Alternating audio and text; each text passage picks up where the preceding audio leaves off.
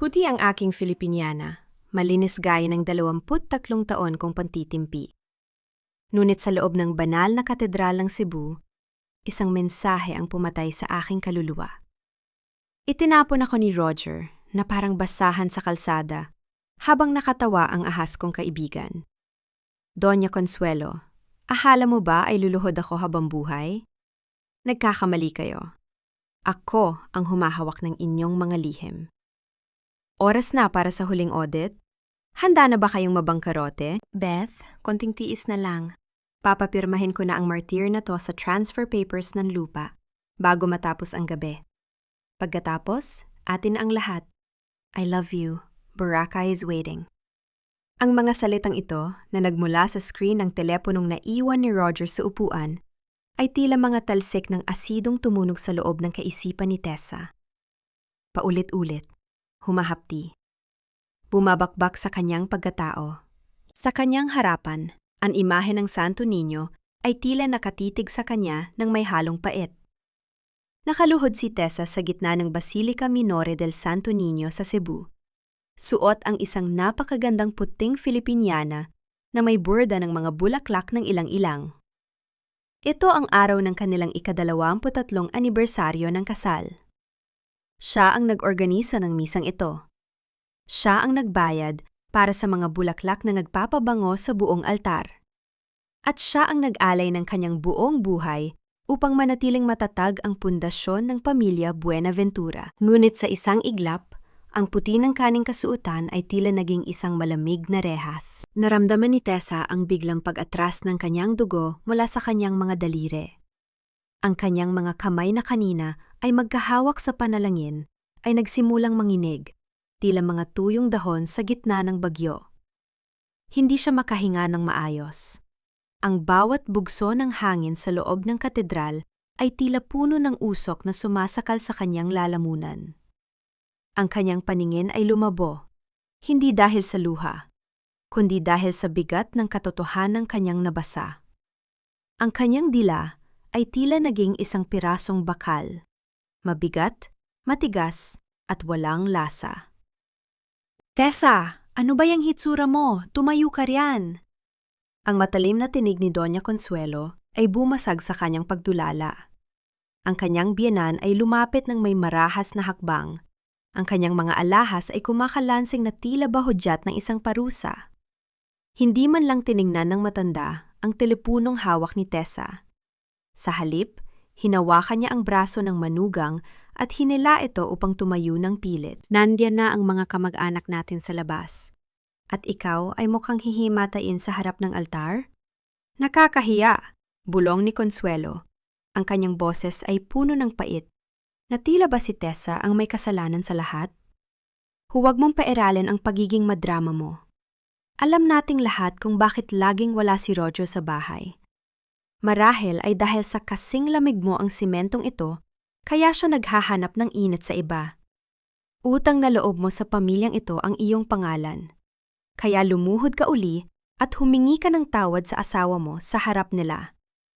Ayaw kong magkaroon ng chismis na ang isang Buenaventura ay nagtataksil dahil lamang sa isang asawang walang silbi. Tiningnan ni Tessa ang kanyang binan.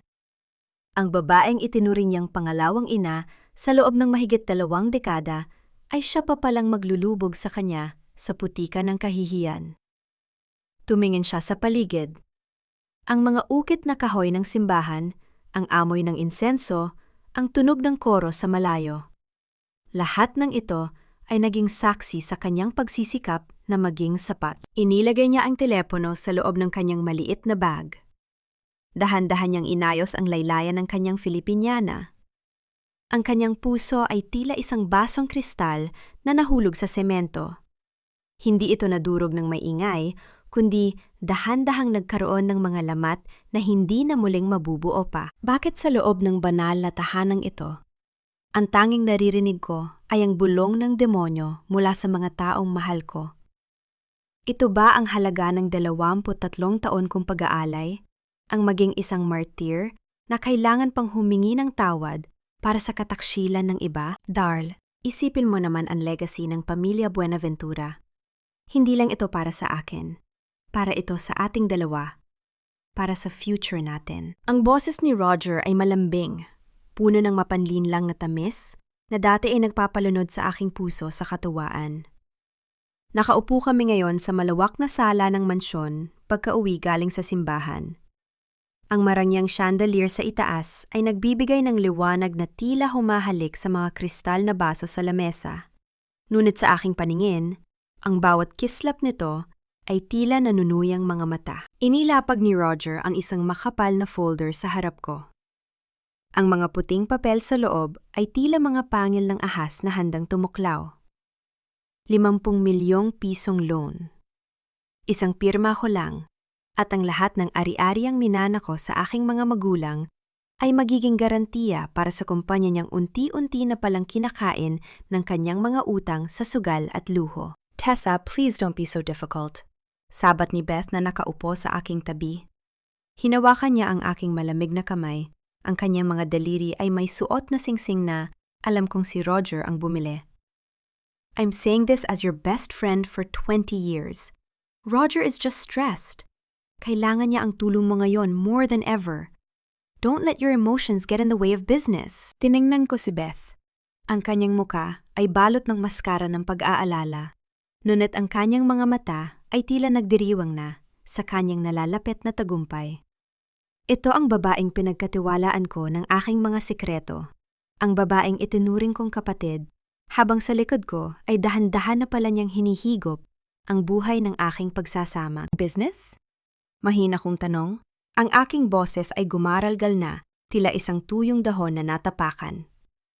Is it business, Beth? O kailangan niyo lang ang pambayad sa mga utang niyo sa Boracay? Napatigil ang pag-ikot ng tsaa sa tasa ni Beth. Ang kanyang ngiti ay bahagyang manginig, ngunit bago pa siya makasagot, ang tinig ni Doña Consuelo ay umalingaw-ngaw mula sa hagdanan, kasing talim ng isang latigo. Utang nga loob, Tessa. Magtigil ka sa mga parata mong walang basehan. Singhal ng matanda habang dahan-dahang bumababa. Hawak ang kanyang tungkod na gawa sa mamahaling kahoy. Ang asawa mo ay nagpapakahirap para sa pangalan ng pamilyang ito, at ikaw ay abala sa pagbibilang ng kanyang bawat hakbang? Napaka-ungrateful mo. Nakalimutan mo na ba kung sino ang kumuha sa'yo noong wala ka pang kahit ano? Isang pirma lang yan, Tessa. Isang maliit na sakripisyo para sa pamilyang nagbigay sa'yo ng lahat. Naramdaman ko ang pag-init ng aking mga mata, ngunit pinilit kong huwag hayaang pumatak ang kahit isang luha. Ang bawat salita ni Consuelo ay tila isang pako na ibinabaon sa aking dibdib. Utang na loob. Iyan ang tanikalang ginamit nila upang igapos ako sa loob ng 23 taon. Dahan-dahan kong inabot ang ballpen na nakapatong sa ibabaw ng folder. Naramdaman ko ang paglapit ni Roger sa aking likuran. Ang kanyang kamay ay dumapo sa aking balikat. Ang kanyang hawak, na dati ay nagbibigay sa akin ng pakiramdam ng seguridad, ay tila naging isang malamig at madulas na balat ng sawa. Pirma na, Darl, para matapos na ang gulo. Bulong ni Roger sa aking tainga. Tumingin ako sa dokumento. Sa ilalim ng bawat linya, nakikita ko ang muka ng aking ina. Ang kanyang mga paalala na ang katapatan ay isang kayamanan na hindi dapat basta-basta ibinibigay sa mga taong hindi marunong rumespeto rito. Ang aking mga daliri ay nanigas sa hawak na panulat. Ang aking puso ay tila isang makinang pilit na pinatatakbo kahit wala ng langis. Masakit, maingay, at malapit ng sumabog. Biglang binawi ni Roger ang kanyang kamay at tumayo ng tuwid.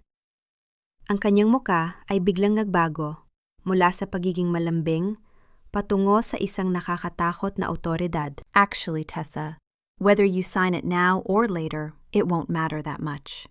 Sabi niya nang may kasamang malamig na tawa. I already talked to the bank representative kaninang hapon.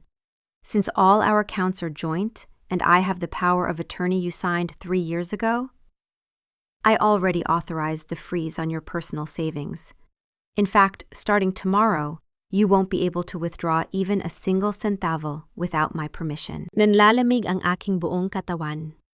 Ang ballpen na hawak ko ay dahan-dahang nahulog mula sa aking mga daliri at gumulong sa sahig. na lumika ng isang matigas na tunog sa gitna ng nakabibinging katahimikan. Tumingin ako kay Roger, kay Beth at kay Doña Consuelo. Sila ay nakatayo sa harap ko, magkakasama, magkakampi, sa isang digmaang ako lang ang walang kaalam-alam. Ang mansyong ito, na itinuring kong tahanan, ay biglang naging isang malawak na bitag na walang pintuang maaaring labasan. Paano ko lalabanan ang mga taong kinuha na ang lahat sa akin bago pa man ako makapagsimulang lumaban?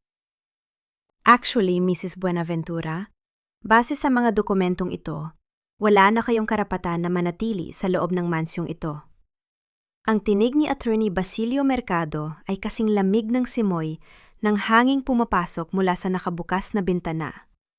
Siya ang aming family lawyer sa loob ng 2 dekada. Ang lalaking pinagkatiwalaan ko ng bawat legal na hibla ng aming buhay. Ngunit ngayon, nakatayo siya sa tabi ni Roger. Hawak ang mga papel na tila ba ay hatol ng kamatayan sa aking danggal. Napatitig ako sa kanya. Ang aking mga mata ay tuyot, ngunit ang aking kalooban ay tila isang gusaling dahan-dahang gumuho. Ang bawat segundo ay naging mabigat. Ramdam ko ang mabilis na pagtibok ng aking puso na tila gustong kumawala sa aking dibdib. Ang aking mga kamay ay nanlalamig at ang dulo ng aking mga daliri ay tila nawala na ng pakiramdam habang nakakapit ako sa sandalan ng silya upang hindi tuluyang mabuwal. Basilio, anong ibig mong sabihin? Bulong ko. Ang aking boses ay halos hindi marinig sa gitna ng malawak na sala. Pinirmahan ko ang power of attorney para sa kumpanya, hindi para sa bahay na minana ko sa aking ina. Iyon ang akala mo, Tessa? Sabat ni Roger habang dahan-dahang humihigop ng alak. Ang kanyang muka ay wala ng bakas ng pag-aalinlangan, tanging ang isang mapanuyang ngiti na tila ba nagdiriwang sa aking pagkatalo. Masyado kang naging kampante sa pagiging martir mo. Inakala mo na sapat na ang katapatan, pero sa mundong ito, ang papel at pirma ang nagdidikta ng katotohanan. Hindi pa ako nakakabawi sa pagkagulat nang marinig ko ang marahas na tunog ng paghatak ng aking mga maleta mula sa itaas ng hagdanan. Ang mga kasambahay na dati ay yumuyuko sa akin sa paggalang, ay ngayon ay nakatingin na lamang ng may halong awa at takot. Inihagis ni Roger ang aking mga gamit sa gitna ng sala, na lumikha ng isang mabigat na tunog na umalingaw-ngaw sa buong mansyon. Palabasin niyo na siya! Na yun din! Ang utos ni Doña Consuelo ay tila isang kulog na nagpayanig sa aking natitirang lakas. Kinaladkad ako ni Roger patungo sa main gate. Ramdam ko ang diin ng kanyang kamay sa aking braso, isang hapdi na hindi mapapantayan ng sakit sa aking puso. Pagbukas ng gate, sumalubong sa akin ang malakas na buhos ng ulan sa Cebu. Ang langit ay tila nakikiramay sa aking pagtangis. Ngunit ang mas masakit ay ang liwanag ng isang cellphone na nakatutok sa aking mukha. Ayan na mga kabarangay, live na live! Ang malakas na tinig ni Aling Remedios, ang aming kapitbahay, ay pumuno sa ingay ng ulan. Ang akala nating perpektong asawa, pinalalayas na sa mansyon. Mukhang totoo ang tsismis na nalustay niya ang pondo ng kumpanya kaya siya itinatapon sa kalsada. Nakaluhod ako sa basang semento. Ang aking puting Filipiniana ay dahan-dahang nababahiran ng putik. Ang bawat komento sa livestream ni Remedios ay tila mga palasong tumatama sa aking pagkatao. Narinig ko ang kanyang mapanuyang tawa habang ipinapakita sa buong mundo ang aking kahihiyan. Tumingala ako sa bintana ng aking dating silid. Doon, nakatayo si Beth. Nakasuot siya ng aking paboritong perlas na kuwintas, habang marahaning itinataas ang kanyang baso ng alak bilang pagpupugay sa kanyang tagumpay.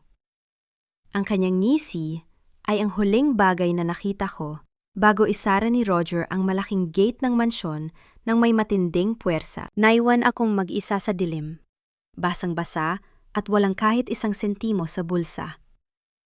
Ngunit sa gitna ng kalsada, habang yakap-yakap ko ang aking sarili laban sa lamig, naramdaman ko ang isang matigas na bagay sa loob ng aking palad. Ang aking rosaryo. Ang kaisa-isang bagay na hindi nila nakuha. Hinawakan ko ito ng mahigpit at sa loob ng krus na kahoy, alam kong nandoon ang maliit na USB drive na naglalaman ng lahat ng lihim na transaksyon ni Roger sa kanyang illegal na kasino. Lumingon ako sa mansyong Buenaventura sa huling pagkakataon. Ang aking mga luha ay humalo sa ulan. Ngunit sa aking isipan, isang bagong plano ang dahan-dahang nabubuo. Liit ba ang tingin niyo sa akin dahil ako ay basang-basa sa putik? Maghintay kayo dahil ang audit na sinimulan ninyo ay ako ang tatapos. Ang puting tela na dati ay simbolo ng aking dangal bilang asawa. Ngayon ay basahan na lamang na may mansa ng malapot na putik at pait. Tumingin ako sa refleksyon ko sa basag, na salamin ng isang maliit at madilim na banyo sa isang murang paupahan sa Colon. Ang marangyang Filipiniana na isinuot ko kaninang umaga para sa aking anibersaryo ay basa, mabigat at amoy kalsada. Nanunuyo ang aking mga labi at ang bawat hininga ko ay tila may kasamang bubog na sumusugat sa aking lalamunan. Ito ang kapalit ng 23 taon ko. Isang masikip na silid na amoy alikabok at lumang kahoy, kung saan ang tanging kasama ko ay ang tunog ng ulan na sumasapakat sa butas-butas na yero sa itaas. Dahan-dahan kong inilapag ang aking basang bag sa ibabaw ng isang maliit na lamesang kahoy na bahagyang umuuga. Nanginghinig ang aking mga daliri habang binubuksan ang zipper nito. Doon, sa ilalim ng aking mga gamit, ay ang aking rosaryo. Hinaplus ko ang kahoy na krus nito. Ito ang kaisa-isang bagay na hindi nagmula sa yaman ng mga Buenaventura. Ito ay pamana ng aking ina. Isang simpleng bagay na nagtatago ng pinakamakamandag na katotohanan. Pinihit ko ang maliit na lock sa likod ng krus. Lumabas ang isang maliit na USB drive. Sa bawat pag-click ng aking lumang laptop na muntik nang mabasa ng ulan, ramdam ko ang mabilis na pagtambol ng aking puso sa aking dibdib. Tila ba ang bawat segundo ng paglo-load ng mga file ay isang oras ang bumibilang sa nalalapit na pagbagsak ng imperyong itinayo ko para sa isang taong hindi marunong rumespeto sa kanyang pundasyon. Bumungad sa screen ang mga spreadsheets na buwan-buwan kong palihim na kinokopya mula sa kumpanya. Ang mga numero ay hindi nagsisinungaling. Tuon ko nakita ang malalaking halaga na inililipat ni Roger patungo sa mga dummy accounts sa pangalan ni Beth. Ang Buenaventura Transport ay hindi lamang isang negosyo. Ito ay naging isang malaking kuta para sa money laundering ng mga ilegal na kasino ni Beth sa labas ng bansa. Napatigil ako. Isang butil ng luha ang pumatak sa aking keyboard, ngunit agad ko itong pinunasan. Hindi na ako iiyak para sa pag-ibig.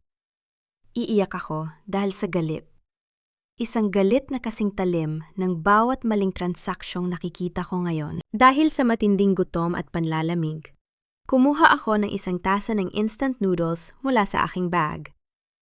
Habang hinihintay kong lumambot ang noodles sa mainit na tubig, tinitigan ko ang usok na pumapaitaas. Ramdam ko ang hapdi ng aking mga tuhod at ang pagod ng aking buong pagkatao. Sa unang pagkakataon sa loob ng 2 dekada, ako ay mag-isang kumakain sa isang madilim na silid, malayo sa mga pilak na kubyertos at mamahaling putahe. Ngunit sa unang pagkakataon din, naramdaman kong ako ay malaya. Ang simpleng init ng sabaw sa aking sikmura ay tila isang yakap na nagsasabing, "Tahan na, Tessa, bukas. Ikaw naman ang maniningil." Inisara ko ang aking mga mata at sumandal sa malamig na pader. Ang bawat pahina ng mga dokumento ay nakatatak na sa aking isipan. Alam ko na ang bawat butas. Alam ko na kung saan unang bibigay ang kuta ni Roger. Ngunit sa gitna ng aking pananahimik, biglang umilaw ang screen ng aking telpono. Isang mensahe mula sa isang hindi kilalang numero ang pumasok. "Alam namin kung nasaan ka, Tessa. Akala mo ba ay makakatakas ka ng bitbit ang mga pag-aari ng pamilya Buenaventura? Ibalik mo ang USB O sisiguraduhin naming maging ang puntod ng nanay mo ay hindi namin ititira? Naramdaman ko ang biglang paglamig ng aking dugo. Paano nila nalaman ang lokasyon ko sa loob lamang ng ilang oras?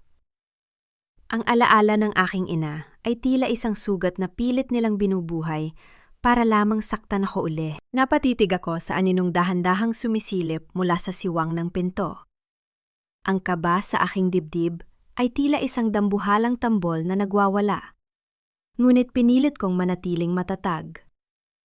Hawak ko ng mahigpit ang aking rosaryo, ang tanghing sandata ko sa gitna ng dilim.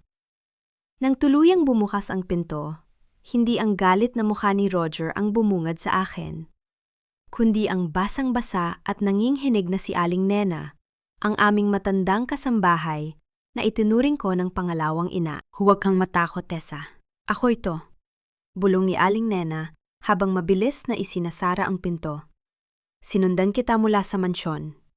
Nakita ko ang lahat ng ginawa nila sa iyo at hindi ko kayang manahimik na lang. Naramdaman ko ang biglang pagluwag ng aking paghinga. Inalalayan ko siya paupo sa gilid ng aking kama. Ang kanyang mga kamay ay kulubot at malamig, tila ba sumasalamin sa hirap na pinagdaanan niya sa ilalim ng pamumuno ni Doña Consuelo. Aling Nena, bakit ka narito?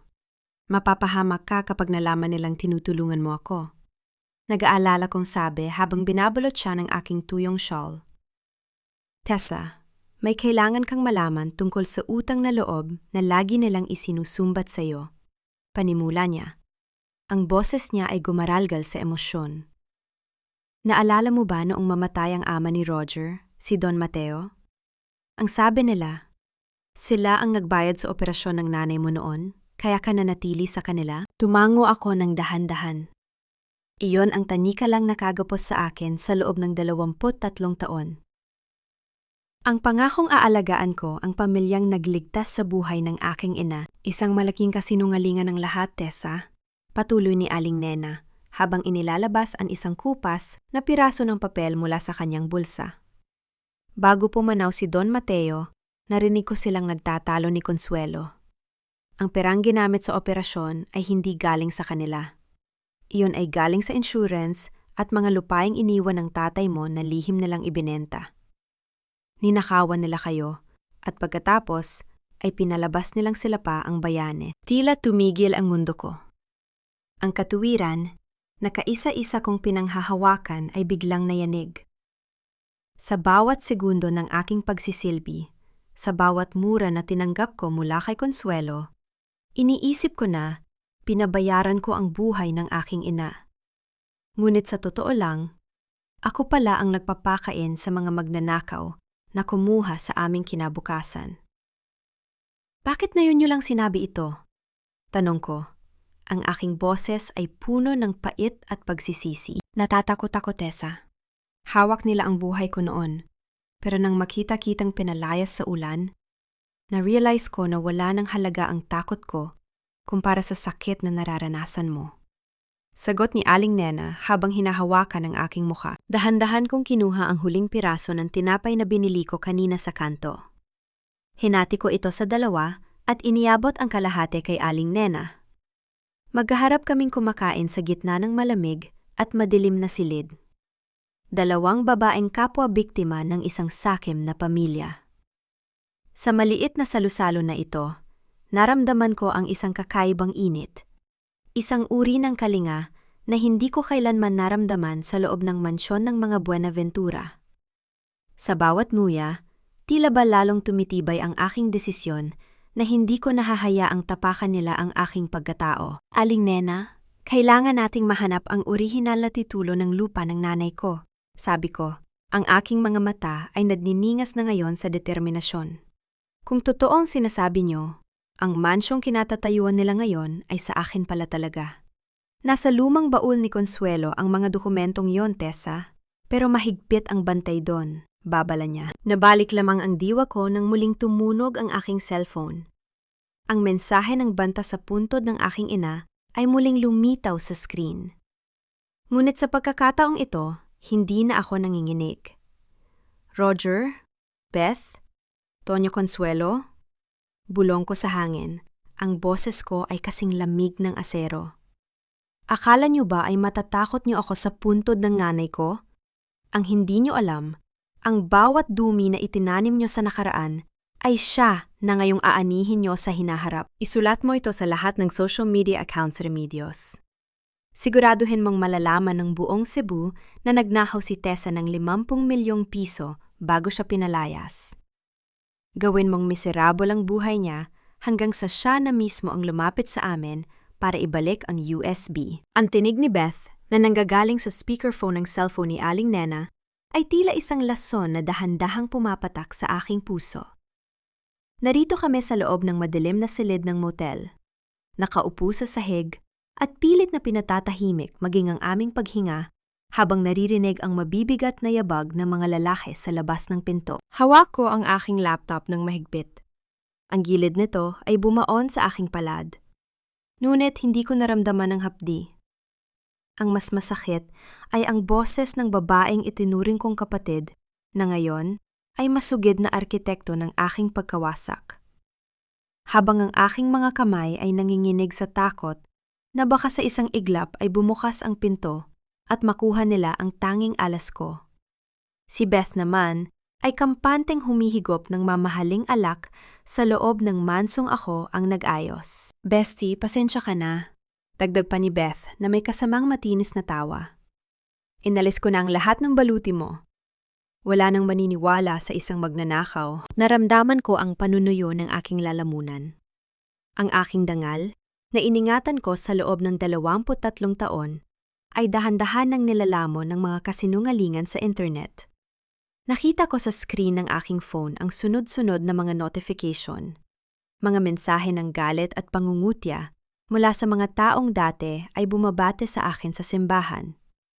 Tila ba ang bawat titik ng kanilang paninira ay isang latigong humahagupit sa aking pagkatao. Gaano nga ba kadaling sinugin ang isang dangal na binuo mo ng tapat sa loob ng 2 dekada?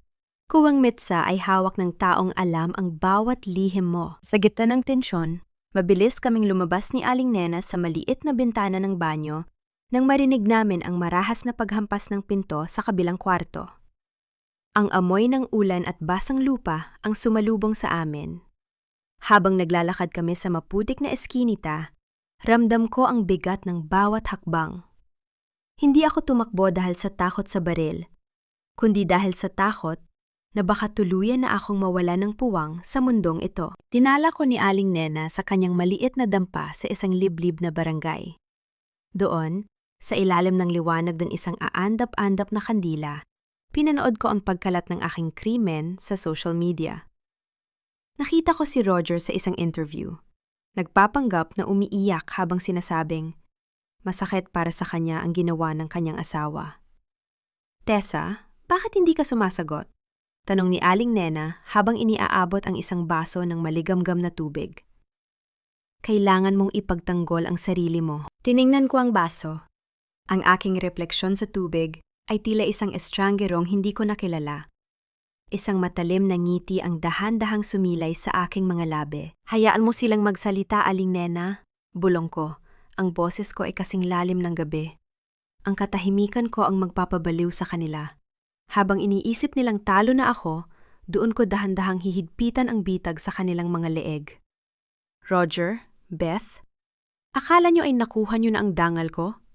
Ang hindi nyo alam, ang dangal ay hindi sa papel o sa post sa Facebook na kukuha, kundi sa katotohanang dahan-dahan ng lumalabas mula sa inyong sariling dumi. 23 taon akong nagbulabulagan sa mga numerong nasa harap ko. Hindi dahil hindi ko alam ang totoo, kundi dahil ayaw kong tanggapin na ang pamilyang itinayo ko ay isang malaking kasinungalingan. Nakatitig ako sa screen ng laptop. Ang liwanag nito ay tila humahapdi sa aking mga matang kulang sa tulog. Ngunit mas masakit ang bawat linyang nababasa ko sa spreadsheet.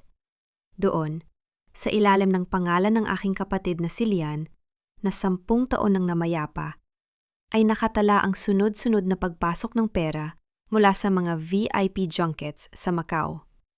Ginamit ni na Roger at Beth ang kanyang identity para magbukas ng mga dummy accounts. Pati ang alaala ng kaisa-isa kong kapatid, Ginawa nilang basahan para linisin ang kanilang maduming yaman. Naramdaman ko ang panunuyo ng aking lalamunan. Tila may nakabara na piraso ng basag na salamin sa tuwing susubukan kong lumunok. Nanginginig ang aking mga daliri habang hinahaplos ko ang pangalan ni Lian sa monitor. Tessa, Darl, kailangan nating kumilos. Nandito na si Carding. Bulong ni Aling Nena habang dahan-dahang hinahawakan ang aking balikat. Tumayo ako at lumabas sa likod bahay ng maliit na dampa. Doon, sa ilalim ng isang matandang puno ng santol, ay nakaupo ang isang lalaking may mapuputing buhok at balot ng luma at kupas na polo. Si Mang Carding. Siya ang dating head bookkeeper ng Buenaventura Transport bago siya biglang tinanggal ni Roger 5 taon na ang nakalilipas. Ma'am Tessa, mahinang sabi ni Mang Carding, hindi siya makatingin ng diretso sa akin. Pasensya na po kayo. Matagal ko pong itinagwa ang mga ito dahil natatakot ako kay Sir Roger at kay Attorney Basilio. Inabot niya sa akin ang isang plastic na bag na punong-puno ng mga kupas at kulubot na resibo. Yan po ang mga orihinal na resibo ng gasolina at maintenance. Kung ikukumpara niyo po yan sa mga reports na pinapipirmahan nila sa inyo, makikita niyo po ang bilyon-milyong pisong ghost expenses na napupunta sa mga illegal na kasino ni Beth. Kinuha ko ang mga papel. Ang amoy ng lumang papel at alikabok ay humahalo sa amoy ng basang lupa. Bakit niyo po ginagawa ito ngayon, Mang Carding? Dahil napanood ko po ang livestream ni Remedios. Sagot niya ng may halong pait. Hindi ko po matiis na makitang kayo pa ang pinalalabas na masama. Kayo lang po ang tanging Buenaventura na tumuring sa aming mga maliliit na empleyado bilang tao.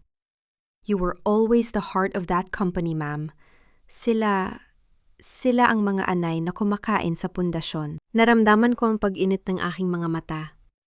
Sa gitna ng pagtatraidor ng mga taong itinuring kong dugo at laman, ang kalinga ay natagpuan ko sa mga taong madalas kong akalain na nakakalimutan na ako. Mang Carding, kailangan ko ring malaman, sino ang backer ni Beth sa Macau? Tanong ko habang maingat na itinatabi ang mga resibo. Hindi ko po alam ang pangalan. Pero madalas ko silang marinig na nag-uusap tungkol sa isang Golden Dragon, bulong ni Mang Carding. Yun po ang kumpanyang bumili ng mga utang ng Buenaventura Transport. Sa madaling salita, ma'am, ang mansyong tinitirhan nyo, kontrolado na ng mga dayuhan dahil sa sugal ni Sir Roger. Ang bawat takot ng lupa sa aming probinsya ay may bakas ng dugo at pawis ng aking ina. Ngunit para kay Doña Consuelo, ito ay isa lamang pirasong papel na pwedeng ipagpalit sa barya. Nanginginig ang aking mga kamay habang mabilis kong isinisilid ang aking laptop sa bag. Ang dilim ng gabi sa labas ng dampa ni Aling Nena ay tila isang malaking bibig na handang lamunin ang anumang pag-asa na natitira sa akin.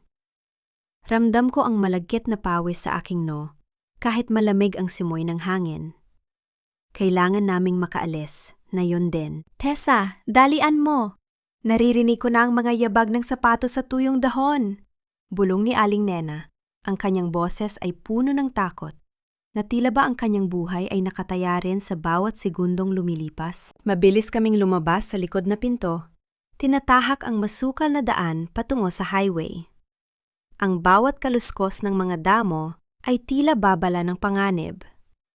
Sumakay kami sa isang lumang jeep na bumibiyahe patungo sa aming bayan sa Karkar.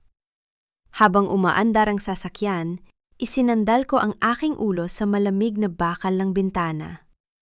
Ang bawat pagtalbog ng sasakyan sa bako-bakong daan ay tila tumatama sa aking dibdib. Bakit kailangang pati ang kaisa-isang alaala ng aking nanay ay pilit nilang kukunin? Hindi pa ba sapat ang 23 taon ng aking buhay na inalay ko sa dambana ng kanilang kasakiman? Nakarating kami sa aming lumang bahay sa probinsya bago magbukang liwayway. Ang amoy ng tuyang lupa at mga dahon ng kaimito ay tila isang yakap mula sa nakaraan. Ang bahay ay luma na, ang mga dingding na kahoy ay inaanay na sa ilang sulok. Ngunit para sa akin, ito ang pinakabanal na lugar sa mundo. Nasa silid ng nanay mo ang baul, Tessa. Doon niya itinatago ang lahat. sabi ni Aling Nena habang binubuksan ang kinakalawang na seradura ng pinto. Pumasok ako sa loob. Ang bawat hakbang ko sa sahig na kawayan ay lumilika ng isang malungkot na tunog na tila ba bumubulong ang mga anino ng aking kabataan. Narating ko ang ilalim ng kama ni nanay. Doon, sa gitna ng makapal na alikabok, ay ang lumang baul na gawa sa nara. Nanginginig ang aking mga daliri habang binubuksan ko ang takip nito. Bumungad sa akin ang amoy ng naptalina at mga lumang tela. Sa ilalim ng kanyang mga kupas na saya, nakita ko ang isang maliit na envelope na balot ng plastik. Akala mo ba talaga minahal kita, Tessa? You were just a long-term investment that finally matured. At na yung nakuha ko na ang gusto ko, wala ka ng silbi sa akin. Ang boses ni Roger ay kasing lamig ng semento. Bawat salita ay tila isang matalim na pako na ibinabaon sa aking dibdib. Nakatayo siya sa gitna ng silid ng aking ina. Ang kanyang mamahaling sapatos ay tumatapak sa mga alikabok ng aming kasaysayan. Sa likod niya, si Beth ay nakasandal sa pinto. Tila ba nag-e-enjoy sa panonood ng kanyang paboritong teleserye habang nilalaro ang kislap ng lighter sa kanyang kamay. Naramdaman ko ang panunuyo ng aking lalamunan. Tila may nakabara na piraso ng basag na salamin sa tuwing susubukan kong lumunok. Ang aking mga kamay ay naninigas sa pagkakahawak sa envelope na naglalaman ng lihim ni Don Mateo. Tumingin ako sa paligid, sa lumang baul, sa kupas na una ni nanay. Sa amoy ng naptalina na dati ay nagbibigay sa akin ng payapa. Ngayon, ang bawat sulok ng silid na ito ay tila sumisigaw sa kawalang katarungan. Investment? Mahina kong tanong. Ang aking boses ay gumaralgal sa pait. 23 taon, Roger. Pinagsilbihan ko ang nanay mo. Itinayo ko ang kumpanya mo at hinarap ko ang lahat ng hirap para lang maging sapat sa pamilya nyo. Lahat ba yon ay bahagi lang ng business plan mo? Exactly, sabat ni Beth habang humahakbang palapit. Ang kanyang mapanuyang ngiti ay tuluyan ng lumabas. Masyado ka kasing lunod sa konsepto ng sakripisyo, Tessa. Inakala mo na kapag ibinigay mo ang lahat, mamahalin ka nila. Pero sa mundong ito, ang mga martir ay ginagawa lang tuntungan para makaakyat ang mga wais. Just sign the deed of sale, bestie. Huwag mo nang hintayin na maging abo ang bahay na to kasama kayo ng matandang yan. Naramdaman ko ang paglamig ng aking mga daliri habang mahigpit kong hawak ang aking rosaryo. Sa loob ng aking isipan, ang katuwiran ko ay dahan-dahang bumabangon mula sa pagkakalugmok. Tumingin ako ng diretso sa mga mata ni Roger. Ang mga matang dati ay tinitingnan ko ng may paghanga, ngunit na yon ay puno na lamang ng kasakiman. Hindi ko pipirmahan ang kamatayan ng dangal ng nanay ko. Malamig kong sabi. Ang boses ko ay kasing tigas ng asero. Alam ko na ang totoo, Roger. Nahanap ko na ang sulat ni Don Mateo. Hindi nyo kami iniligtas. Ninakawan nyo kami.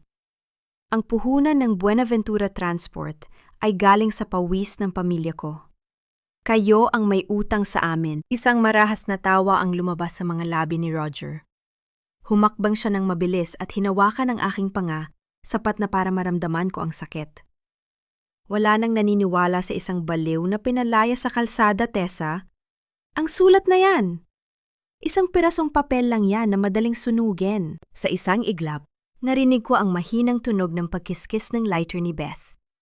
Ang maliit na apoy ay tila isang nanunuyang mata sa gitna ng madilim na silid. Ramdam ko ang panginginig ni Aling Nena sa aking likuran. Ang kanyang mahihinang hikbi ay tila humihingi ng saklolo sa langit. Roger, please. Pagsusumamo ni Aling Nena. Maawa ka sa asawa mo. Tumahimik ka, matanda. Singhal ni Roger. Huminga ako ng malalim. Pinilit kong pakalmahin ang mabilis na tibok ng aking puso. Hindi ako maaring sumuko ngayon. Hindi sa silid na ito. Sige, sunugin nyo. Bulong ko, ang aking mga mata ay nagniningas na ngayon sa determinasyon. Pero siguraduhin nyo na masusunog nyo rin ang lahat ng digital files na naipadala ko na sa BIR at NBI kaninang madaling araw. Akala nyo ba ay wala akong backup? Ang bawat sentavo na ninakaw nyo gamit ang pangalan ng kapatid ko, nakarecord na sa server ng gobyerno. Namutla si Roger. Ang kanyang hawak sa aking panga ay dahan-dahang lumuwag. Nakita ko ang biglang pag-aalinlangan sa kanyang mga mata. Isang kislap ng takot na matagal ko nang hinihintay na makita. Anong sinasabi mo? Nauutal niyang tanong. I am an accountant, Roger. I audit everything. Pati ang kataksilan niyo, tapos ko nang i-compute. Sabi ko nang may malamig na ngiti. 23 taon akong naging bulag. Hindi dahil wala akong nakikita, kundi dahil mas pinili kong maniwala sa isang magandang kasinungalingan kaysa sa isang masakit na katotohanan. Naramdaman ko ang panginginig ng bintanang kahoy habang ang boses ng mga lalaki sa labas ay tila mga kulog na nagbabadya ng isang malakas na unos. Nakita ko ang biglang pagbabago sa mukha ni Roger. Ang kaninang mapanuring ngiti ay napalitan ng isang hilaw na takot na tila ba ang kanyang dugo ay dahan-dahang nauubos. Ang kanyang mga mata ay pabalik-balik ang tingin sa pinto at sa akin, habang si Beth naman ay tila isang estatwang nabitawan ang lighter sa sahig. Roger, sino ang mga yan? Sabi mo na ayos mo na ang utang sa Macau. Ang boses ni Beth ay gumaralgal. Wala na ang kanyang kamandag. Tanging ang takot na lamang ang natira. Hindi sumagot si Roger. Ang kanyang paghinga ay mabigat at mabilis. Tila isang hayop na nasusukol sa sarili niyang bitag. Tumingin ako sa kanya at sa unang pagkakataon, naramdaman ko ang isang matinding habag.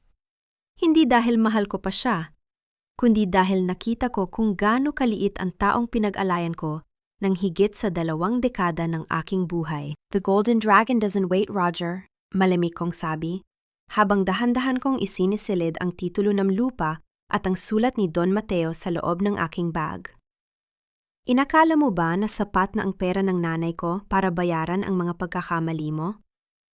Sa mundong ito, ang utang ay laging naniningil, kasama ang interes ng iyong kataksilan. Tessa, please, help me. Bulong ni Roger. Ang kanyang mga mata ay tila nagmamakaawa. Kausapin mo sila. Sabihin mo na ibibigay natin ang lupa. Isang mapait na tawa ang lumabas sa aking mga labi. Natin? Roger, wala nang tayo. Ang lupang ito ay hindi sayo, at ang perang hinihingi nila ay bunga ng iyong sariling kasakiman. Oras na para harapin mo ang audit ng iyong sariling buhay. Dahan-dahan kong inayos ang aking gusot na Filipiniana. Kahit may mansa ito ng putik at alikabok, tumayo ako ng matuwid sa harap ng altar ng aking ina na nasa loob ng silid. Hinaplus ko ang kanyang litrato at naramdaman ko ang isang kakaibang init na dumadaloy sa aking mga ugat. Sa gitna ng kaguluhan sa labas at ang desperasyon ng mga tao sa loob, nahanap ko ang aking kapayapaan. Ang kalinga na hinahanap ko sa ibang tao ay nasa loob ko lang pala sa simula pa lamang. Nay, malaya na ako. Bulong ko sa hangin. At sa sandaling iyon, tila ba gumaan ang bigat na 23 taon kong pasan habang abala sina Roger at Beth sa pagtatalo kung paano tatakas. Sinamantala namin ni Aling Nena ang pagkakataon. Mabilis kaming lumabas sa bintana ng kusina na nakatago sa likod ng malalagong halaman ng kaimito. Ramdam ko ang dampi ng hamog sa aking balat habang tinatahak namin ang daan palayo sa bahay na naging saksi sa aking huling pagkawasak. Nakarating kami sa kalsada, kung saan naghihintay ang isang lumang taxi. Habang papalayo ang sasakyan, tiningnan ko ang huling sulyap ng aming bahay sa probinsya. Ang mga ilaw ng mga lalaking taga-Macau ay tila mga alitap-tap ng panganib sa dilim. Saan tayo pupunta, Tessa? Tanong ni Aling Nena habang hinahawakan ang aking nanginginig na kamay. Sa Cebu City, Aling Nena, sagot ko. Ang aking paningin ay nakapako sa kalsada. May kailangan akong bilhin. Bibili? Sa ganito oras? Pagtataka niya. Opo, isang itim na Filipiniana. Dahil bukas, sa araw ng pagtitipon ng pamilya Buenaventura, magkakaroon tayo ng isang libing. Sabi ko nang may matatag na tinig. Libing? Kaninong libing, anak? Ang libing ng kanilang kapangyarihan at ang pagbabangon ng aking katotohanan. Tugon ko habang binubuksan ang aking laptop sa loob ng taxi. Ang itim na Filipiniana na suot ko ngayong gabi ay hindi para sa isang pagluluksa sa pag-ibig na namatay. Ito ay para sa libing ng dangal ng mga Buenaventura na matagal na ninyong dinalas-dalas sa putikan. Nakatayo ako sa harap ng dambuhalang pintuan ng Grand Ballroom sa Cebu. Ramdam ko ang bigat ng tela ng aking kasuotan. Isang dekalidad na seda na kasing dilim ng gabi sa labas, ngunit kasing ningning ng katuwirang dala ko. Sa aking tabi, si Aling Nena ay nakasuot din ng maayos na damit. Ang kanyang mukha ay balot ng kaba, ngunit ang kanyang mga mata ay puno ng tiwala sa akin. Dahan-dahan kong itinulak ang pintuan. Ang tunog ng pagbukas nito ay tila isang hudyat na nagpatahimik sa masiglang tugtugin ng orkestra sa loob. Ang buong silid ay napapalamutian ng mga puting bulaklak at mga gintong palamuti. Narito ang lahat ng mga bolao, ang mga matatandang haligi ng pamilya, at ang mga pinaka-impluwensyadong tao sa Cebu. Sa gitna ng entablado, nakatayo si Roger. Tila ba hindi siya nanggaling sa isang madugong komprontasyon kagabi? Sa kanyang tabi ay si Beth. Suot ang isang pulang gown na tila ba sumisigaw ng tagumpay, at naroon din si Doña Consuelo. Nakaupo siya sa kanyang tinitingalang silya, maputla ang muka at may bahid ng takot sa kanyang mga mata matapos ang babala ng Macau Triad. Ngunit pilit pa rin siyang nagmamalaki sa harap ng kanyang mga panauhin. Tessa, ang bulong ni Roger ay umalingaw-ngaw sa gitna ng katahimikan. Ang kanyang baso ng alak ay muntik ng mabitawan nang makita niya ako. Naglakad ako sa gitna ng ballroom. Ang bawat pagtapak ng aking sapatos sa makintab na sahig ay lumilika ng isang matatag na ritmo. Hindi ako nakayuko. Hindi rin ako nagtatago. Ang bawat sulyap ng mga tao na dati ay kinukutya ako sa livestream ni Remedios. Ay tila ba naging mga yelo sa ilalim ng aking paningin? Anong karapatan mong pumasok dito, Tessa? Ang singhal ni Doña Consuelo, habang pilit na tumatayo ng tuwid. Security! Palabasin ang babaeng ito! She is no longer part of this family. Makinig kayo, Mama. Ang boses ko ay kasing patag ng isang tahimik na dagat bago ang tsunami. Hindi ako narito bilang asawa ni Roger. Narito ako bilang ang kaisa-isang taong makapagliligtas sa inyo mula sa bangkarota at kahihiyan na inililihim ng anak nyo. You're crazy! Niloloko mo lang sila! Sigaw ni Beth. Ang kanyang muka ay namumula na sa galit habang dahan-dahang lumalapit sa akin. Roger, do something! Paalisin mo ang desperadang yan! Numiti ako ng bahagya. Isang ngiting hindi umabot sa aking mga mata. Business partners, diba? Roger, hindi mo ba sasabihin sa kanila kung nasaan ang 50 milyong pisong loan na pinirmahan nyo? O baka gusto mong ipakita ko sa kanila ang tunay na audit report ng Buenaventura Transport? Mabilis akong naglakad patungo sa control booth ng projector. Ang mga security guard ay napatigil nang makita ang isang misteryosong lalaking naka-Amerikana na humarang sa kanila. Ang abogadong tinawagan ko kagabi, si Attorney Valderrama. Ang mortal na kalaban ng kumpanya ni Roger, na ngayon ay aking kakampi. Ladies and gentlemen, elders of the Buenaventura clan. Panimula ko habang ikinakabit ang aking laptop sa main system. Inakala nyo na ang gabi na ito ay para sa anibersaryo ng tagumpay. Pero ang totoo, ito ay gabi ng paniningil. Walang nakasulat sa kontratang ito na kailangan kitang mahalin, Tessa. You were just the brain I needed to keep the money flowing. Huwag ka nang magdrama. Dahil sa simula pa lang, placeholder ka lang sa buhay ko. Ang tinig ni Roger, na nanggagaling sa isang recording na ipiniplay ko ngayon sa buong ballroom, ay tila mga talsik ng asidong tumatagos sa pandinig ng lahat. Napatigil ang bawat paghinga. Ang mga bolaw ay napahawak sa kanilang mga dibdib, habang ang mga waiter ay tila naging mga estatwa sa gitna ng kanilang pagsisilbi. Nakatayo ako sa gitna ng entablado. Ang itim na tela ng aking Filipiniana ay tila sumisipsip sa lahat ng liwanag sa loob ng silid. Tiningnan ko si Roger. Ang kanyang mukha ay wala ng bakas ng pagiging makapangyarihan. Siya ay mukhang isang pusakal na nahuli sa akto. Sa kanyang tadi, si Beth ay pilit na itinatago ang kanyang nanginginig na mga kamay sa likod ng kanyang pulang gown. Tessa, itigil mo ito. Pinababoy mo ang pangalan ng pamilya. Sigaw ni Doña Consuelo. Ang kanyang boses ay gumaralgal na sa tindi ng hiya. Ang pangalan niyo ay matagal nang marumi, Doña Consuelo. Ngayong gabi, nilalaban ko lang ang inyong mga dumi sa harap ng maraming saksi. Malamig kong sagot. Pinindot ko ang susunod na slide sa aking laptop. Tingnan niyo ang mga numerong ito. Panimula ko. Ang boses ko ay umalingaw-ungaw sa bawat sulok ng ballroom. Buenaventura Transport? It is not a transport company anymore. It is a washing machine. Ipinapakita rito ang 50 milyong pisong pondo na dumaan sa mga peking invoices ng gasolina. At saan napunta ang pera? Sa mga bank account sa Macau na ang pangalan ng benepisyaryo ay Mary Beth Salazar. Nagsisinungaling ka! Fake news yan! Sigaw ni Beth. Mabilis siyang lumapit sa akin at tinangkang agawin ang laptop. Mabilis na humarang si Attorney Valderrama. Huwag kang lumapit, Miss Salazar. Ang lahat ng dokumentong nakikita nyo ay verified ng Bureau of Internal Revenue at National Bureau of Investigation. You are not just looking at numbers. You are looking at your own arrest warrant. Tumingin ako ng diretso kay Roger. Roger, naalala mo ba nung sinabi mong wala akong utang na loob? Na kinuha niyo ako sa hirap? Let's check the audit of your gratitude. Lumabas sa screen ang isang bank statement mula 20 taon na ang nakalilipas.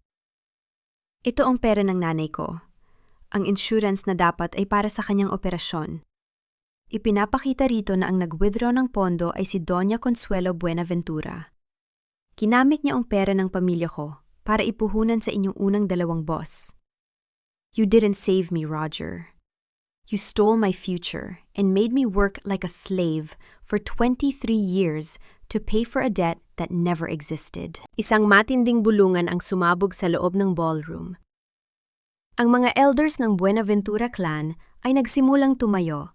Ang kanilang mga mukha ay balot ng matinding pagkadismaya. Totoo ba ito, Consuelo? Tanong ng isa sa pinakamatandang tiyuhin ni Roger. Nagnahaw kayo sa isang ulila? Hindi nakasagot ang matanda.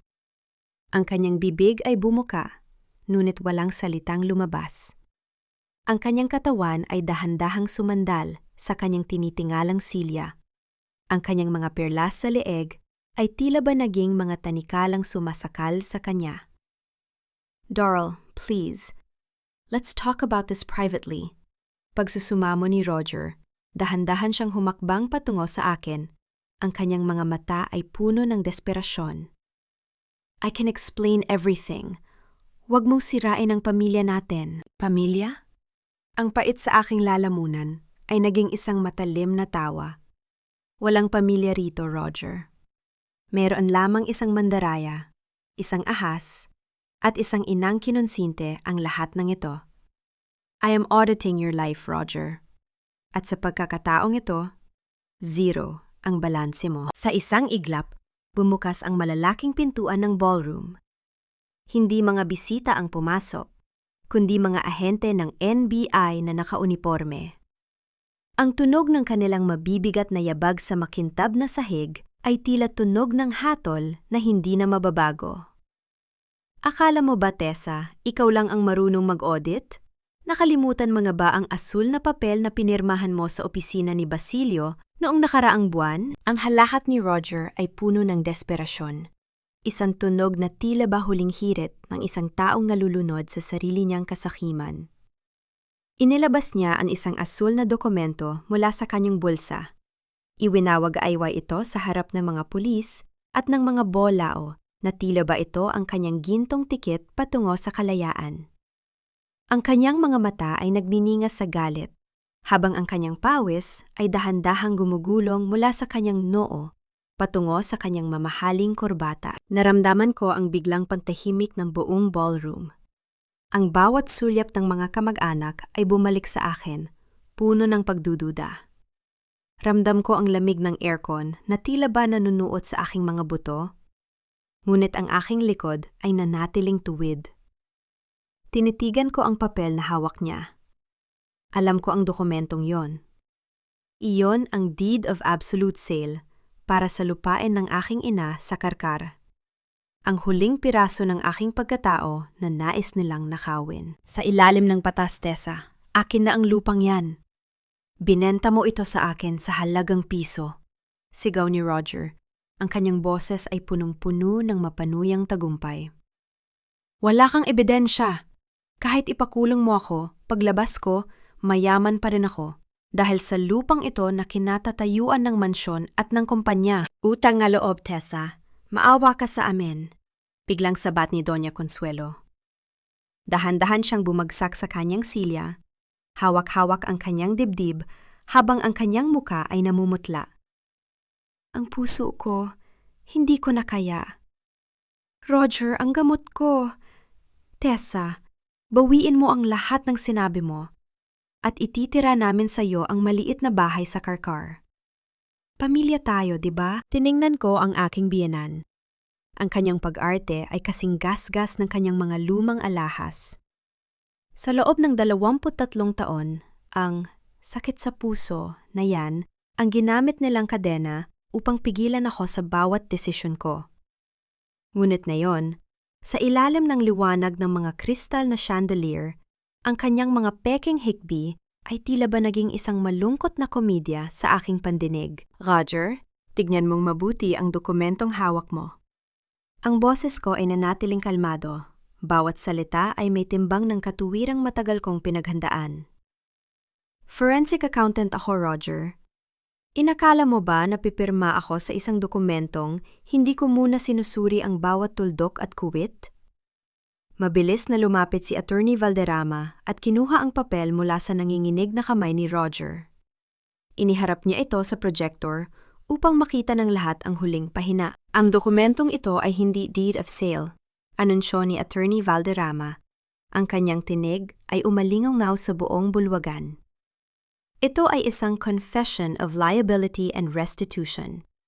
Sa ilalim ng Section 8 na pinirmahan ni Mr. Roger Buenaventura bilang witness at si Miss Beth Salazar bilang beneficiary, inaamin niyo na ang lahat ng pondo ng Buenaventura Transport ay kinuha sa ilegal na paraan at kusa ninyong ibinabalik ang lahat ng pag-aari ng pamilya Alvarado. Namutla si Roger. Ang kanyang mga labi ay nanginghinig, ngunit walang salitang lumalabas. Si Beth naman ay tila nawalan ng lakas sa kanyang mga tuhod at tuluyang napaupo sa sahig. Ang kanyang pulang gown ay nakakalat sa paligid niya na tila ba isang mansa ng dugo. Hindi maaari. Basilio! Bulyaw ni Roger.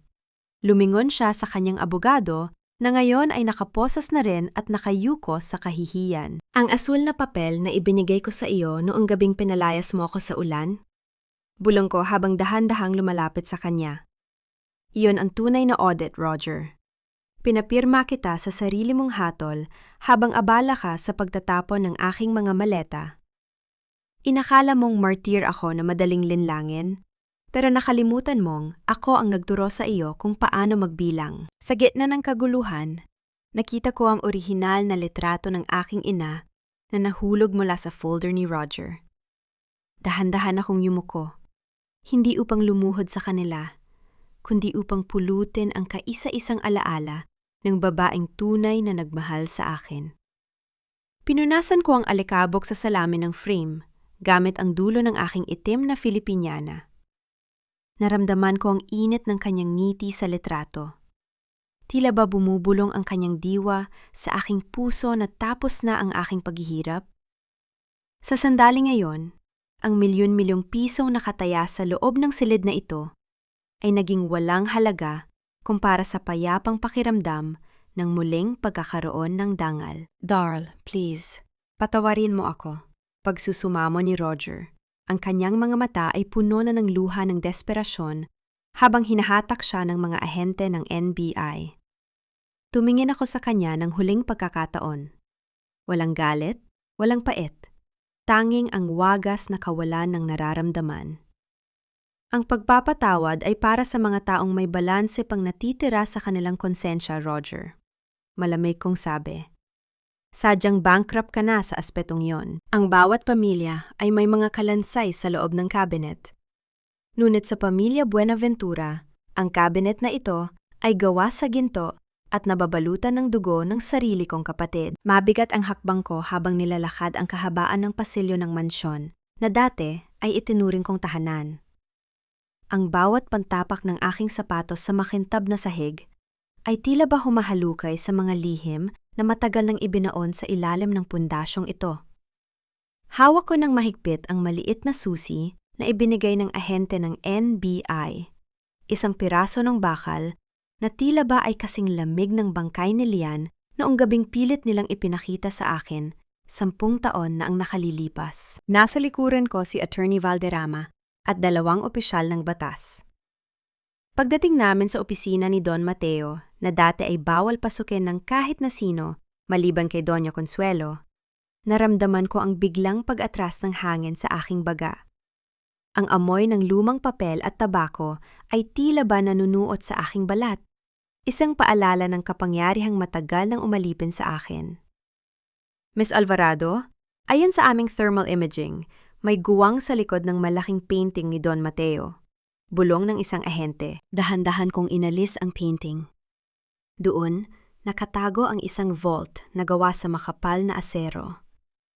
Sa bawat pag-ikot ko ng numero at sa tuyo at matalim na tunog ng pag-ikot ng kandado, ramdam ko ang mabilis na pagtambol ng aking puso.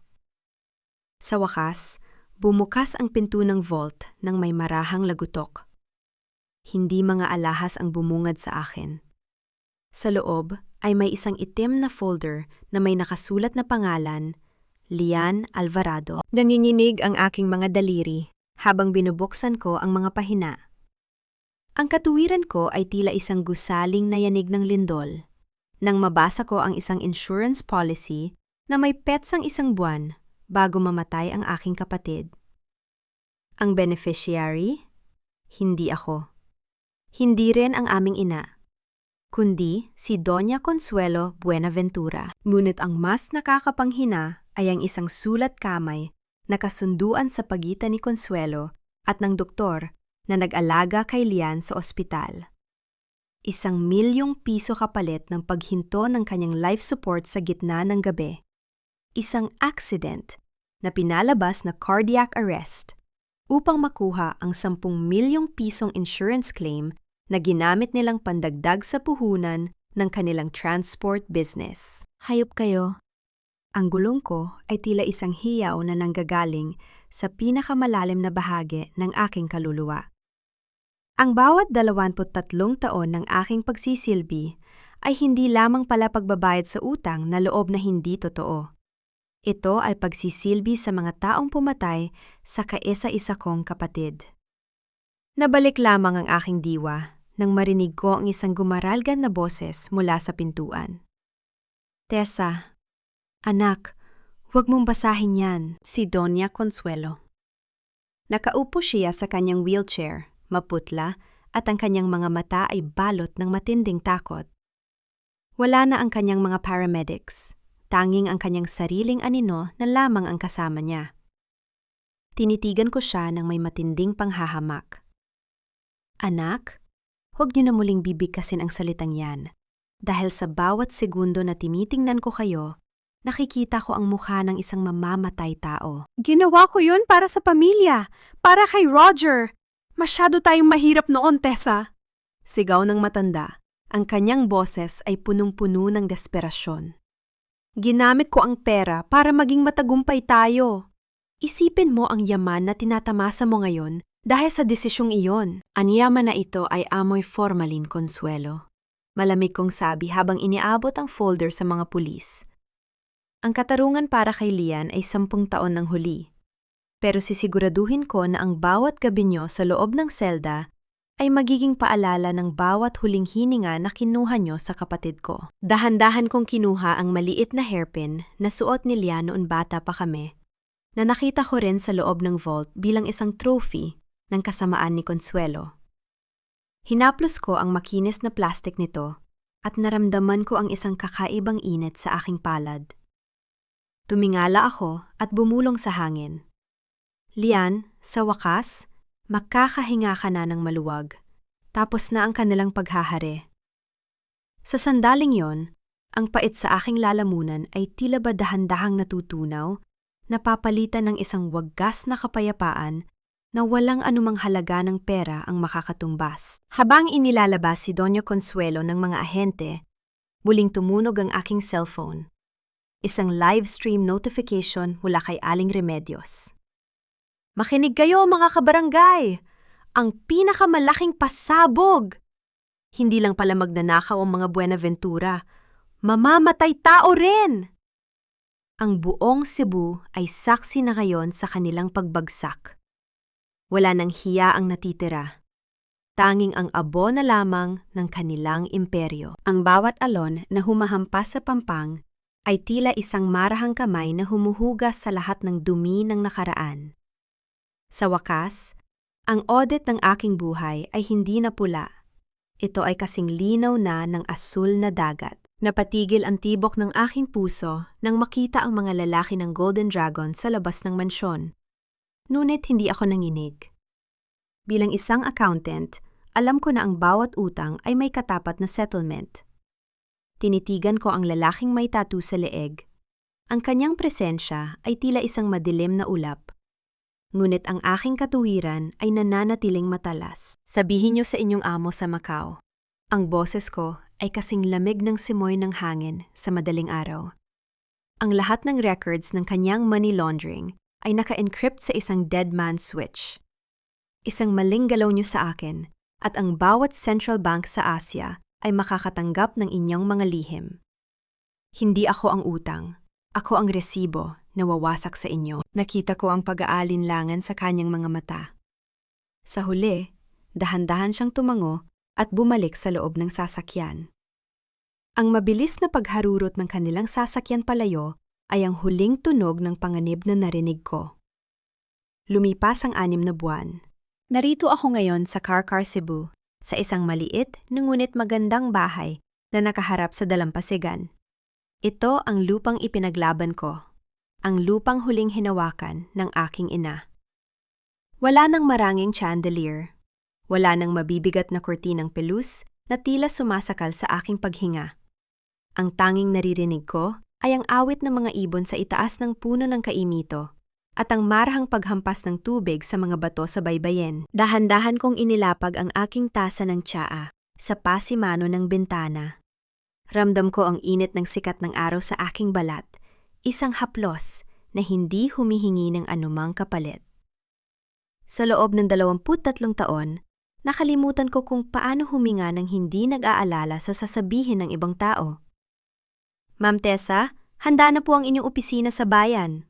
Pagbati ni Aling Nena, habang maingat na inalalagay ang isang florera ng mga sariwang bulaklak sa lamesa. Mumiti ako sa kaniya. Salamat, Aling Nena. Bukas, magsisimula na tayo. Itinayo ko ang Alvarado Financial at Legal Consultancy. Hindi na ito tungkol sa pagpapalago ng yaman ng mga sakim.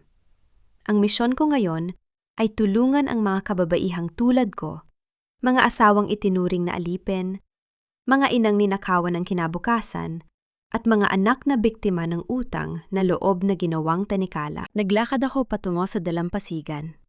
Ang aking mga paa ay dahan-dahang lumulubog sa pino at mainit na buhangin. Inilabas ko mula sa aking bulsa ang aking lumang wedding ring. Ang gintong bilog na dati ay simbolo ng aking pag-ibig, ngunit naging rehas ng aking pagkatao. Tinitigan ko ito sa huling pagkakataon. Nakita ko ang refleksyon ng aking mukha sa kintab nito. Hindi na ako ang Tessa na nakayuko.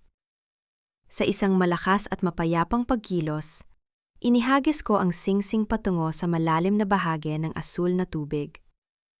Narinig ko ang marahang pagtalsik ng tubig bago ito tuluyang lamunin ng dagat. Malaya ka na, Tessa. Bulong ko sa aking sarili.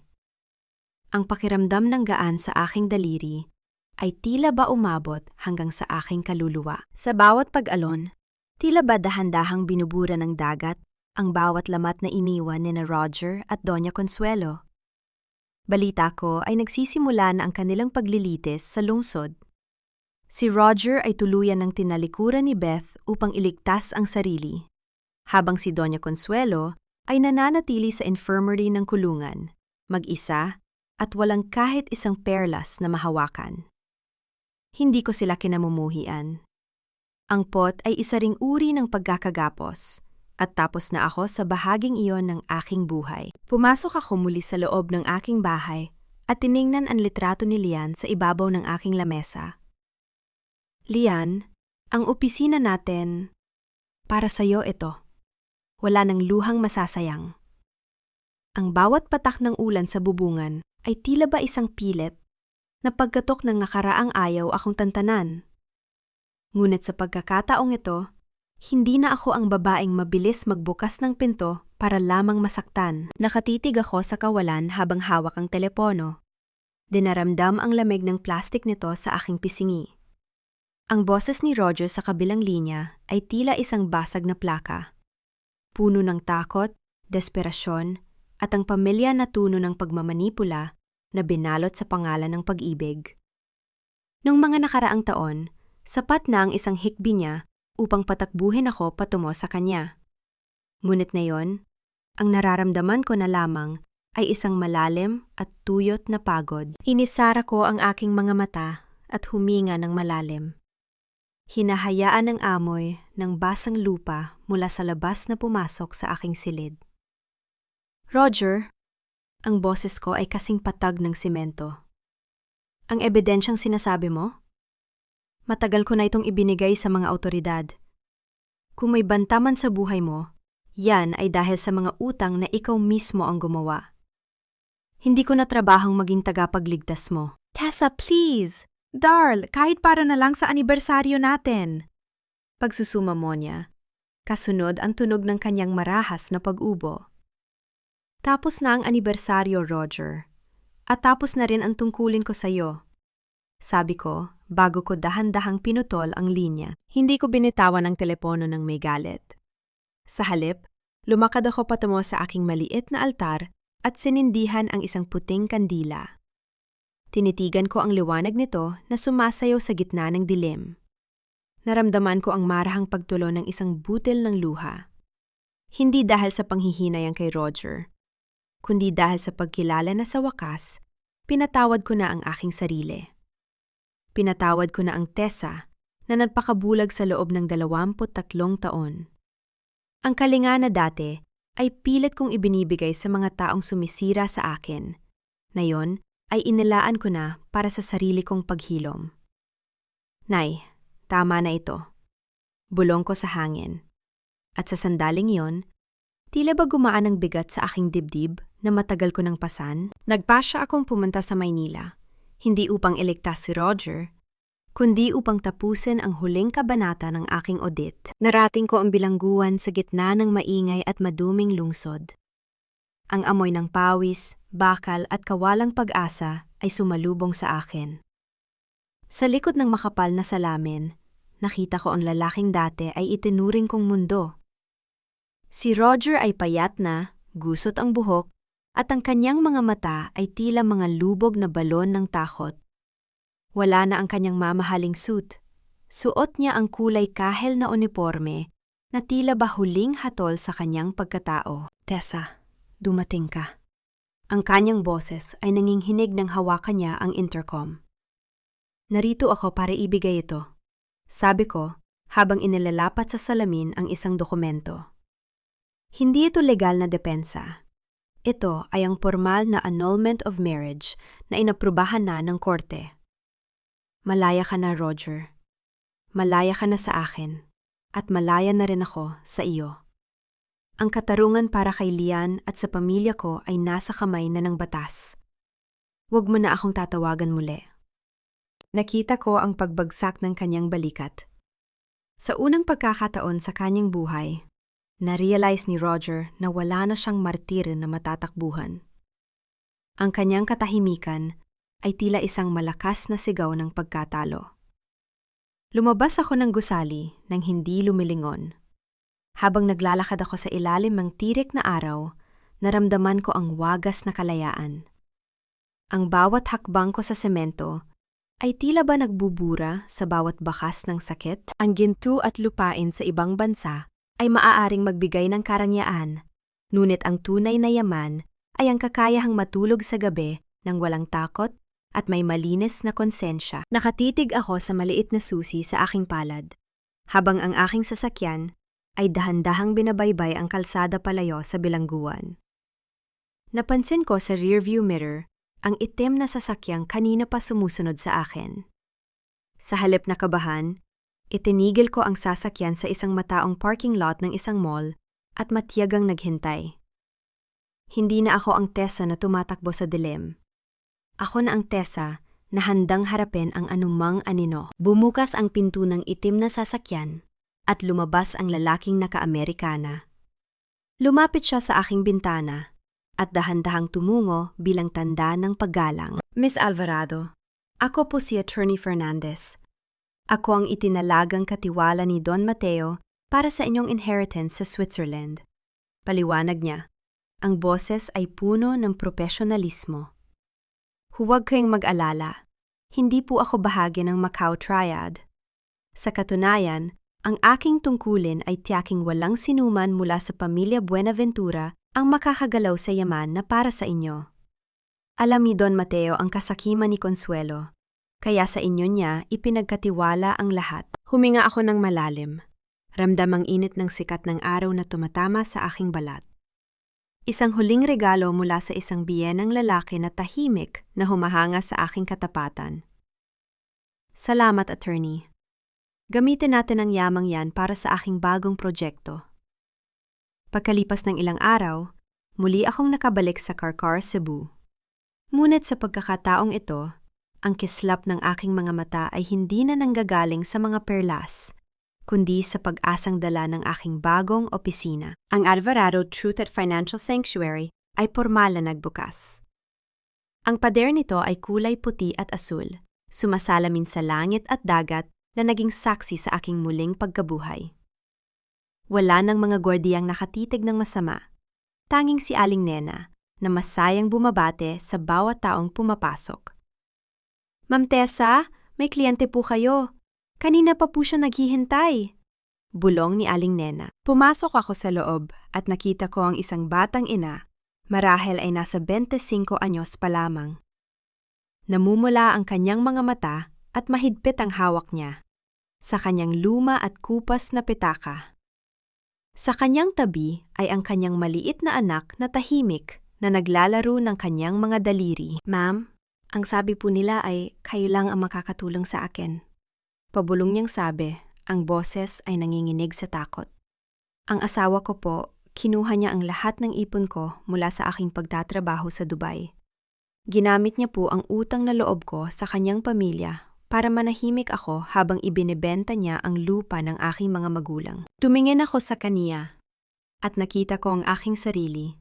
23 taon na ang nakalilipas. Ang pamilyar na bigat sa kanyang mga balikat ay tila ba isang aninong nais kong pawiin. Ang dapit hapon sa Cebu ay tila isang dambuhalang canvas na pininturahan ng kulay kahel, lila at ginto. Nakatayo ako sa dalampasigan, hinahayaan ang malalamig na alon na humalik sa aking mga paa. Hawak ko sa aking kanang kamay ang huling liham ni Mary Beth Salazar. Ang papel ay tuyot at tila ba may dalang bigat ng isang pagsisising huli na ang lahat. Tessa, panimula ng sulat ni Beth. Ang bawat titik ay tila ba nanginginig. Winasak kita dahil akala ko kapag nakuha ko ang lahat ng sayo, ang asawa mo, ang yaman mo, ang posisyon mo, ay magiging kasing ningning din ako ng iyong kaluluwa. Pero nagkamali ako. Sa loob ng kulungan, narealize ko na ang kinuha ko sa iyo ay isang lalaking walang paninindigan at isang pamilyang itinayo sa kasinungalingan. Wala akong ninakaw sa iyo, Tessa. Sadyang pinalaya mo lang ako sa isang impyernong ikaw lang ang nakatiis. Patawad. Dahan-dahan kong itinupi ang papel. Walang luhang pumatak sa aking mga mata. Ang pait na dating sumasakal sa aking puso ay tuluyan ng tinangay ng hanging dagat. Nabalitaan ko rin ang kalagayan ni Roger. Siya ay nananatiling mag-isa sa likod ng mga rehas, kinalimutan ng kanyang mga kaibigan sa sugal, at tinalikuran ng kumpanyang kanyang pinahalagahan ng higit sa kanyang asawa. Si Doña Consuelo naman ay tuluyan ng nawala ng tinig. Ang kanyang hiya na kanyang pinakaingatan ay naging kanyang sariling bilangguan sa loob ng isang charity ward. Ang pamilyang Buenaventura, na dati ay tinitingala, ay isa na lamang ngayong babala sa bawat sulok ng Cebu. Mama Tessa! Halika na po! Luto na ang hapunan! Ang masiglang tawag ni Elena, ang aking unang kliyente, ay bumasag sa aking pagmumuni-muni. Nakita ko siyang kumakaway mula sa balkonahe ng aking bahay, habang ang kanyang anak ay masaya naglalaro sa buhanginan. Numiti ako. Ang aking tagumpay ay hindi nasusukat sa bilyon-milyong dolyar sa Switzerland, kundi sa bawat ngiting na ibabalik ko sa mga kababaihang dati ay tulad ko. Naghahanap ng liwanag sa gitna ng dilim. Sa bawat paggalo ng dagat, tila ba naririnig ko ang bulong ng aking ina at ni Lian? Sinasabi nilang ang audit ng aking buhay ay tapos na. Wala na akong utang sa nakaraan. Wala na akong tanikalang kailangang kalagan. Ang pag-ibig ay hindi dapat maging isang sakripisyo na umuubos sa iyong pagkatao. Ang pamilya ay hindi dapat maging dahilan ng iyong pagkawasak. Natutunan ko na ang pinakamataas na uri ng yaman ay ang pagkilala sa sariling halaga at ang lakas na tumayo ng mag-isa sa ilalim ng tirik na araw. Huminga ako ng malalim. Ang hangin ay kasing tamis ng kalayaan. Tumingal ako sa mga unang bituin na sumisibol sa langit. Ako si Teresa Alvarado, at sa wakas, ang aking tinig ay hindi na bulong lamang. Ito ay ang awit ng isang babaeng nagwagi laban sa lahat ng unos.